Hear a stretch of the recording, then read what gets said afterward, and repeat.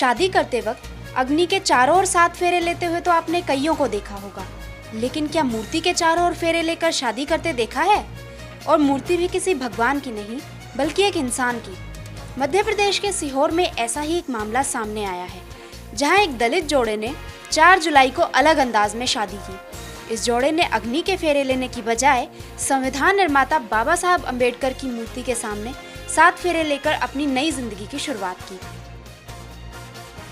यह शानदार शादी सीहोर के मुर्दी क्षेत्र में डॉक्टर अंबेडकर पार्क में संपन्न हुआ यूं कि इस क्षेत्र में रहने वाले पंकज जाटव और वैजंती को शादी करनी थी, लेकिन शादी में तमाम तरह के खर्चों के लिए उनके पास पैसे नहीं थे।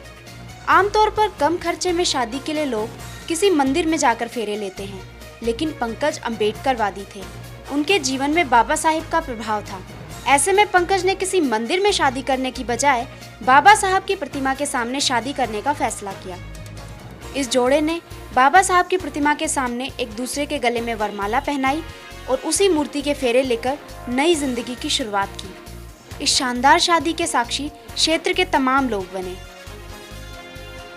संविधान निर्माता बाबा साहब अम्बेडकर को ही दलितों के भगवान मानकर उनकी मूर्ति के सामने हुई इस शादी को दलित समाज के लोगों ने प्रेरणा देने वाला बताया।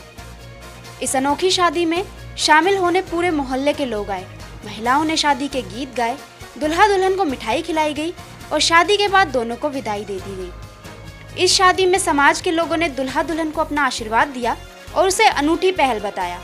इस शादी की चर्चाएं जहां पूरे देश में हो रही हैं, वहीं जोड़े की तस्वीरों को सोशल मीडिया पर भी खूब शेयर किया जा रहा है और शुभकामनाएं भी दी जा रही हैं। बहुजन समाज के मसीहा कहे जाने वाले बाबा साहब के चारों ओर फेरे लगाकर शादी करने वाले इस जोड़े ने वास्तव में एक नई मिसाल कायम की है। ब्यूरो रिपोर्ट, दलित दस्तक।